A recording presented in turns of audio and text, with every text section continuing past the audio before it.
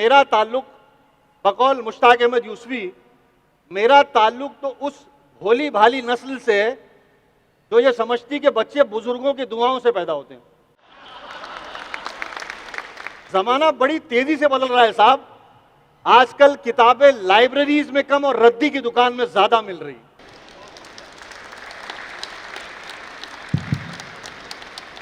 हंसने वाली बात पे हंसकर तुम काबिल कहलाओगे और ना समझो तो जोर से हंस दो जिंदा दिल कहलाओगे। और जिंदा हो तो बॉडी को कुछ हरकत देना लाजिम है, वरना सब ये समझेंगे भेजे की बत्ती डिम है। और जो करने का मन करता है वो कर डालो, सोचो मत। और जो भी जोर से आए कर दे, आ जाए तो रोको मत। मजे मजे की बातें हैं। मैं आपको बता दूं कि नॉर्मली ये होता है, मुश्ताक अहमद यूसुफी कहते हैं कि बीवी से इश्किया गुफ्तगू करना यानी रोमांटिक डिस्कशन करना ऐसे ही है जैसे इंसान वहां खारिश करे जहां ना हो रही हो। वो कहते हैं कि वो बीवी जो अपने शौहर की सारी गलतियां माफ कर दे वो ड्रामे के आखिरी एपिसोड में पाई जाती है। मुनव्वर राना कहते हैं कि हमारी औरतें बड़ी मासूम हैं, वो हमें अपना शरीके हयात समझती हैं, लेकिन ये हयात ही जानती है कि कौन कौन शरीके हयात है।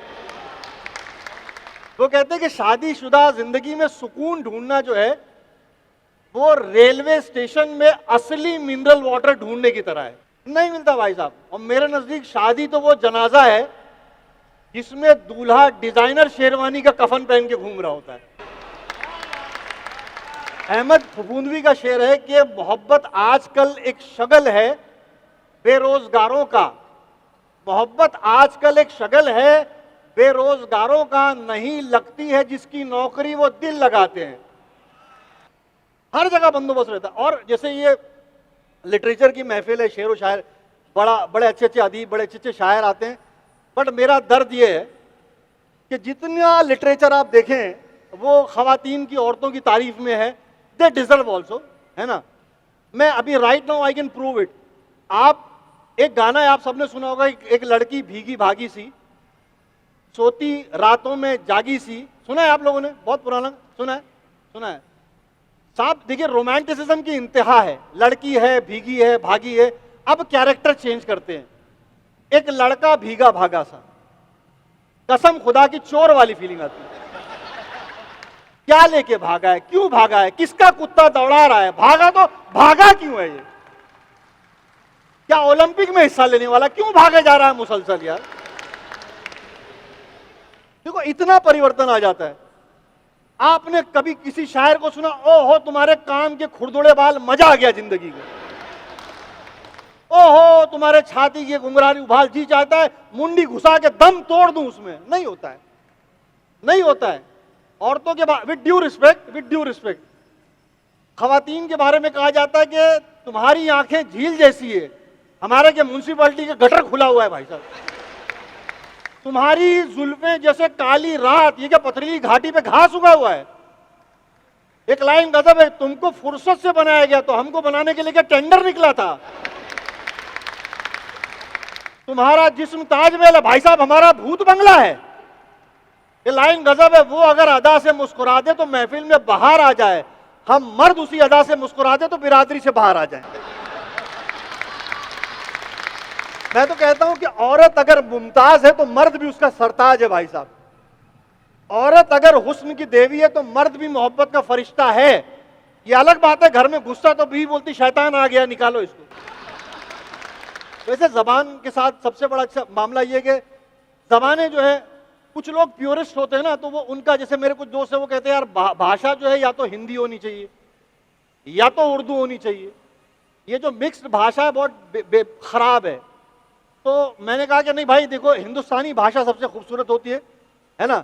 मुंशी प्रेमचंद कहते हैं जिस तरह अंग्रेजों की जबान अंग्रेजी, जापान की जापानी, चीन की चीनी, ईरान की ईरानी, इसी वजन में हिंदुस्तान की जबान को हिंदुस्तानी कहना मुनासिब नहीं बल्कि लाजमी है।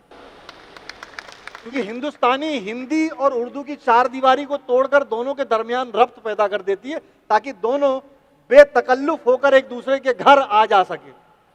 तो जबान मिक्स जो हम बोलते हैं, हमारे दोस्त थे, उन्होंने कहा कि देखो हिंदी होनी चाहिए। अब टीवी में गाना आ रहा था कि थोड़ी फुर्सत मेरी जान कभी बाहों को दीजिए, आज की रात मजा हुस्न का आंखों से लीजिए। बोला भाई साहब अगर इसको हिंदी कर दिया जाए तो क्या हो जाएगा कि तनिक विश्राम हे मेरे प्राण कभी भुजाओं को दीजिए, आज की रात्रि सौंदर्य नेत्रों का, आज की रात्रि आनंद सौंदर्य का नेत्रों से लीजिए।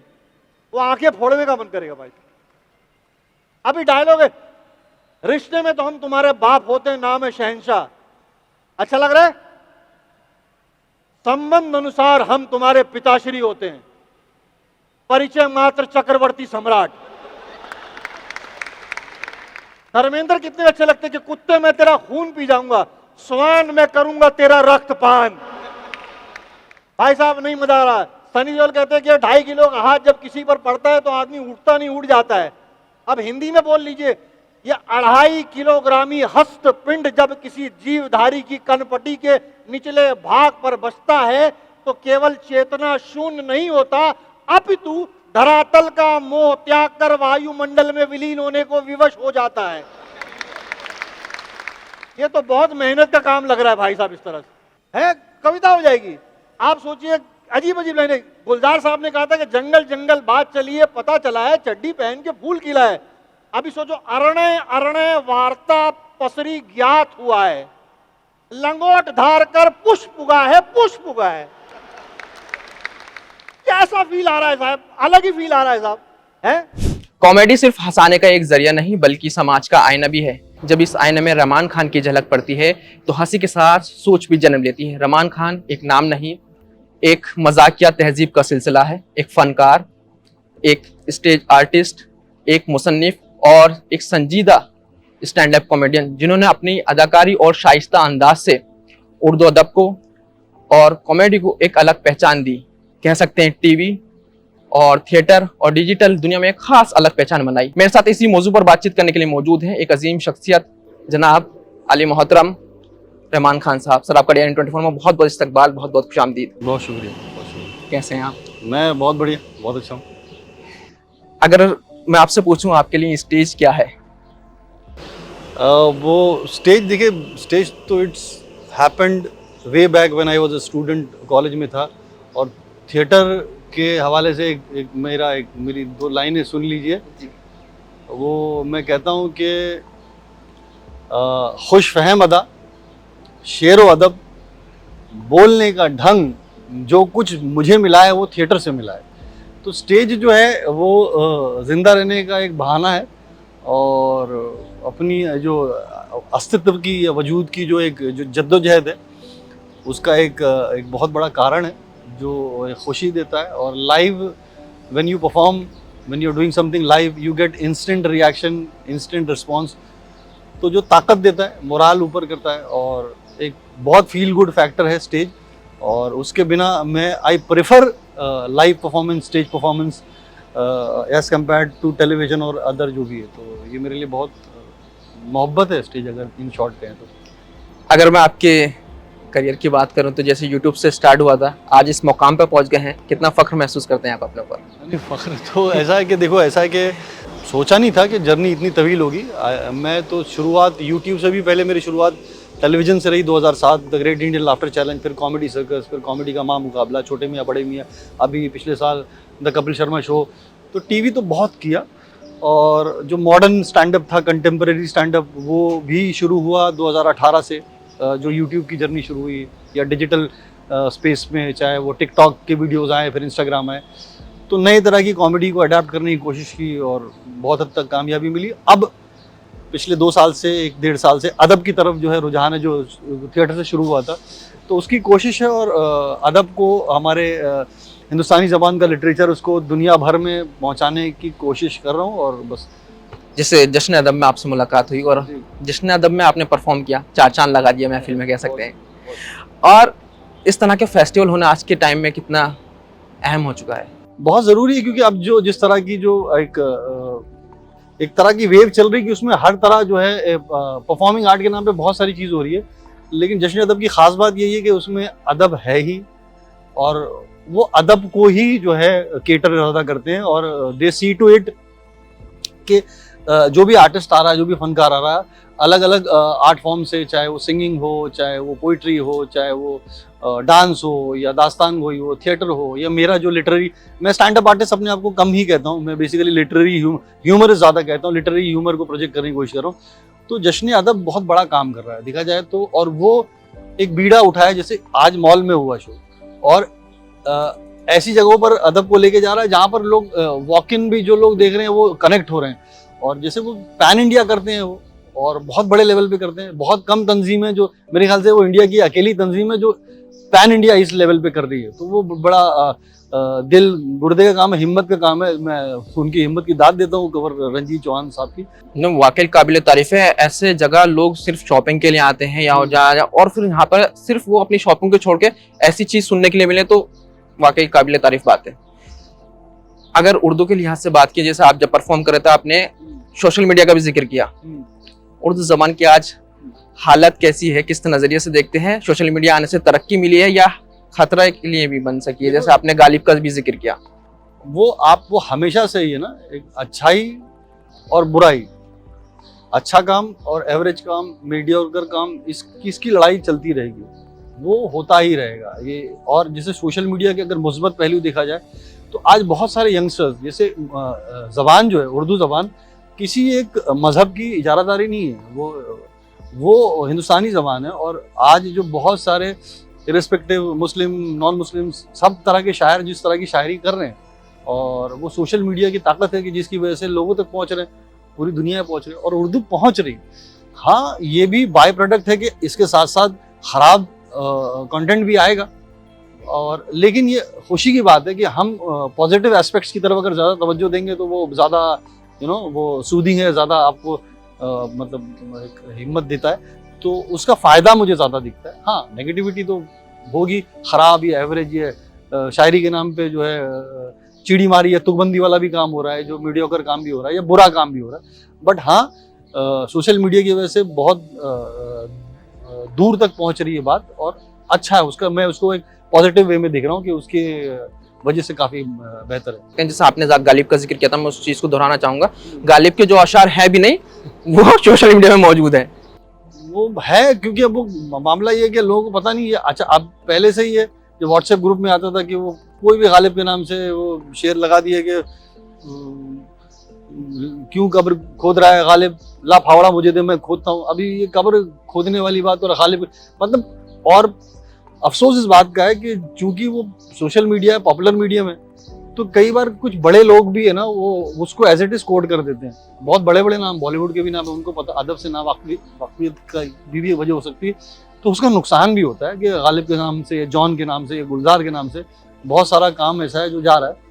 तो ठीक है, कॉमेडी चाहे वो किताब की शक्ल में या हमारे लिटरेचर की शक्ल में, जो हमारे यहाँ हरिशंकर पारसाई जी या शरद जोशी या शंकर शेष जी या मुश्ताक अहमद यूसुफी, कन्हैया लाल कपूर, कृष्णचंद्र और मुश्तबा हुसैन, जो लिटरेचर के जो बड़े नाम हैं, चाहे वहाँ आप उनको ले लीजिए, आप क्या कहते हैं, पीजी वुडहाउस, मार्क ट्वेन, और ये बड़े बड़े जितने भी नाम हैं, सबने अपने ज़माने में बात की है।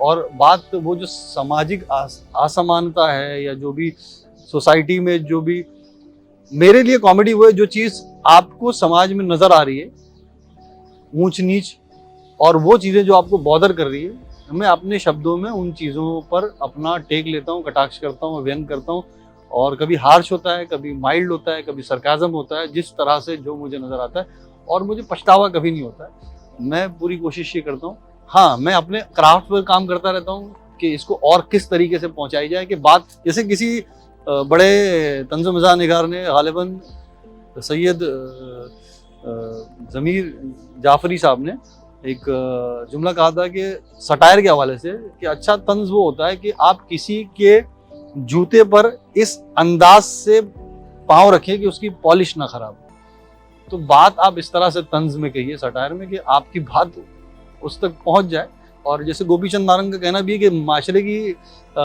इस्लाह के लिए कोई दूसरा अदबी हरबा इतना कारगर नहीं जितना कि तंज़ुम ज़ाहिर। तो वो तो नीड ऑफ द आवर है, यू शुड डू दैट। और मैं बहुत बहुत शुक्रिया अपना ख्यालात ज़ाहिर करने के लिए और कीमती वक्त देने के लिए। ये थे हमारे साथ रहमान सर। रहमान सर ने बताया किस तरह से उनका करियर स्टार्ट हुआ और स्कूलिंग से लेकर ड्रामा और थिएटर ये सब, और आज जिस मुकाम पे हैं देखे जाए तो एक बात पैगाम भी लेकर आते हैं अपनी हंसी मजाक के ज़रिए और लोगों के दिलों पर छाप भी छोड़ते हैं। ऐसे ही इंटरेस्टिंग इंटरव्यू देखने के लिए देखते रहिए DN 24। जो है आपके आसपास,